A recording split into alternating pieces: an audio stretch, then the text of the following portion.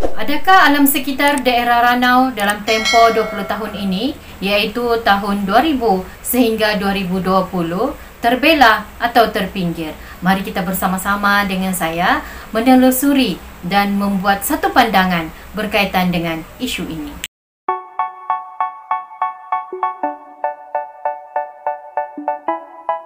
Dalam video sebelum ini, saya ada membuat satu pandangan berkaitan dengan alam sekitar di daerah Ranau pada era 90 yang telah mengubah landscape daerah Ranau. Dan hari ini saya ingin berkongsi sekali lagi kepada masyarakat di luar sana, sama-sama mengkaji, sama-sama untuk memberi pandangan berkaitan dengan alam sekitar pada era tahun 2000 sehingga 2020, sama ada terbelah atau terpinggir. Apa yang saya maksudkan terbelah atau terpinggir? Terbelahnya alam sekitar apabila masyarakat daerah Ranau mengambil kira sebelum melakukan sesuatu aktiviti, mengambil kira sensitiviti alam sekitar. Atau adakah alam sekitar masih lagi satu isu yang dipinggirkan? Alam sekitar tahun 2000 ini pertanian masih giat dilakukan, pembalakan agak berkurangan disebabkan peraturan-peraturan yang telah dilaksanakan. Penggondolan bukit untuk tujuan penanaman sayur-sayuran hawa sederhana masih diteruskan, terutamanya di kawasan Kundasang. Menapak tahun 2000 ini kegiatan ekonomi daerah Ranau semakin berubah. Terutamanya kegiatan pelancongan telah diberikan perhatian semakin serius. Namun persoalannya, adakah pemilik-pemilik kegiatan ini memberi perhatian kepada alam sekitar ataupun tidak? Kegiatan ekonomi pelancongan semakin rancak dalam era 2000 ini.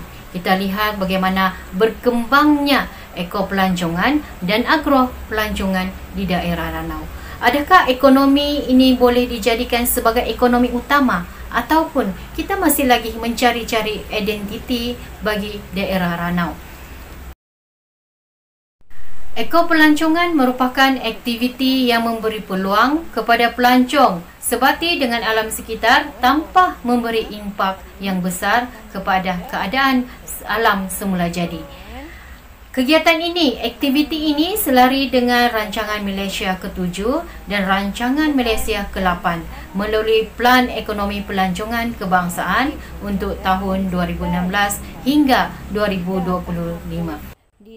Negeri Sabah khususnya daerah Ranau turut menerima tempias daripada rancangan ini. Kegiatan ekopelancongan yang pertama iaitu aktiviti mendaki bukit, mendaki gunung semakin mendapat tempat di dalam hati masyarakat daerah Ranau. Sodikon Hill, satu tempat yang tidak asing lagi yang terdapat di Kampung Koluan Kundasang, satu tempat yang tidak asing lagi kerana menyajikan pemandangan yang sangat indah dan sesuai untuk semua lapisan masyarakat, sama ada kanak-kanak dewasa maupun warga tua. Kita lihat pula Maragang Hill yang telah dibuka pada 16 bulan 9 2019 yang mempunyai ketinggian 2,232 meter terus menjadi tumpuan.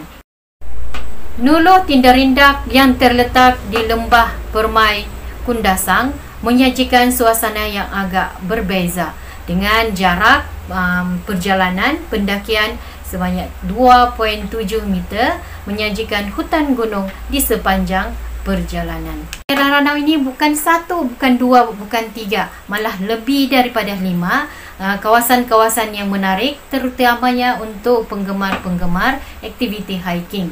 Ekopelancongan yang melibatkan aktiviti air iaitu Timbua Water Rafting, Sungai Sugut yang mesra dengan slogan alam adalah terapi yang telah dipelopori oleh anak jati kampung itu sendiri, menyajikan satu pengalaman yang agak berbeza kepada pengunjung-pengunjung selain memberi pendapatan kepada penduduk di situ.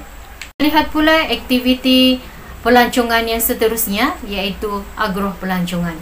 Agro pelancongan ini melibatkan aktiviti-aktiviti pertanian dan penternakan. Di daerah Ranau sendiri, aktiviti penternakan telah memberi satu peluang untuk aktiviti pelancongan. Kita lihat sahaja kawasan atau aktiviti pelancongan di Kampung Purakages, iaitu berkaitan dengan Arnab Village yang dipunyai oleh seorang anak muda berjiwa kental. Dia dilupakan juga dengan aktiviti penternakan. Sebenarnya bukan penternakan pun, memang semula jadi, iaitu aktiviti tagal ataupun bonbon di daerah Ranau. Daerah Ranau merupakan daerah yang mempelopori aktiviti tagal dan bonbon, menyebabkan daerah Ranau terus melangkah satu tapak lagi mempromosikan bahawa aktiviti tagal dan bonbon ini mampu dijadikan sebagai pusat pelancongan. Kita lihat sahaja kawasan yang terlibat, iaitu Kampung Luanti dan Kampung Marakau, agak terkenal dengan dua aktiviti ini. Kedua ialah yang agak menarik pada pandangan saya, iaitu aktiviti penternakan kambing, di mana aktiviti penternakan kambing ini telah dipelopori oleh Sabli God di Kampung Lohan dan menyajikan kepada masyarakat di luar sana bagaimana untuk bermesra dengan kambing itu sendiri, dan juga selain daripada produk-produk tenusu yang dihasilkan. Masyarakat daerah Ranau, anda yang terbaik, terutamanya kepada penggiat-penggiat pengusaha ekonomi agro dan eko pelancongan. Mereka perlu diberi pengiktirafan dan penghargaan.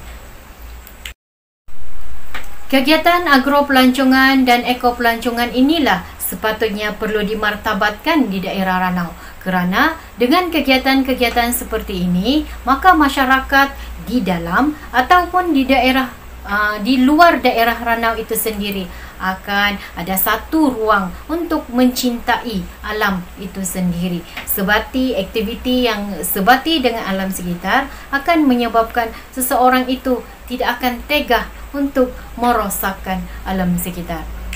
Sekiranya warga daerah Ranau memilih alam sekitar, maka kegiatan ekonomi yang perlu kita martabatkan ialah berkaitan dengan pelancongan. Kita jadikan daerah Ranau sebagai daerah pelancongan yang terkenal di seluruh alam maya ini. Itu tidak mustahil, kerana Melaka terkenal dengan bandar bersejarah.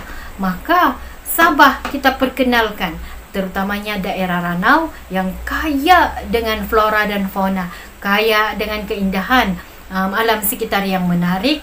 Kita jadikan sebagai bandar pelancongan agro dan eko pelancongan. Oleh itu, sebagai seorang guru dan warga daerah Ranau yang sejati, mengimpikan daerah Ranau ini tetap hijau selamanya. Mari bersama-sama dengan saya, warga daerah Ranau di luar sana, sama ada pelajar cikgu sendiri maupun yang baru mahu mengenali saya, terus bersama-sama bermimpi agar daerah Ranau ini terus hijau sehingga selama-lamanya. Ini bukan satu mimpi, kita jadikannya sebagai realiti.